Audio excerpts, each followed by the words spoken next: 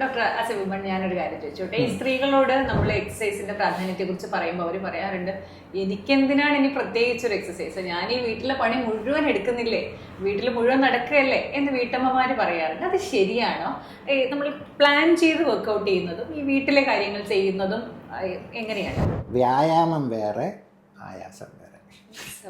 Okay, so this is your daily routine. ഇത് നമ്മൾ ചെയ്തേ പറ്റുള്ളൂ ജീവിക്കാൻ. പക്ഷെ വ്യായാമത്തിന് സമയം കണ്ടെത്തണം. സ്പെസിഫിക് ആയിട്ട് നമ്മുടെ മസിൽസ് ഡെവലപ്പ് ചെയ്യാൻ നമ്മൾ സമയം കണ്ടെത്തണം. ഇപ്പം ഒരു ജിമ്മിൽ പോകുന്ന ഒരാളെയും സാധാരണയുള്ള ഒരാളെയും കണ്ടാൽ വ്യത്യാസം അറിയാം അല്ലേ?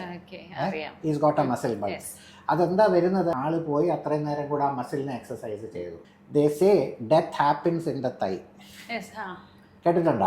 അതായത് നമ്മുടെ മസിൽ ബൾക്ക് പോവുകയാണെങ്കിൽ നമ്മളുടെ കേപ്പബിലിറ്റി, മൊബിലിറ്റി പോകും. മൊബിലിറ്റി പോയി കഴിയുമ്പം you will become bedridden. The earlier you become bedridden, the earlier you die. Lower എക്സ്ട്രീമിറ്റിയുടെ സ്ട്രെങ്ത് മെയിൻറ്റെയിൻ ചെയ്യുവാണ് ലോഞ്ചവിറ്റിക്ക് നല്ലത്.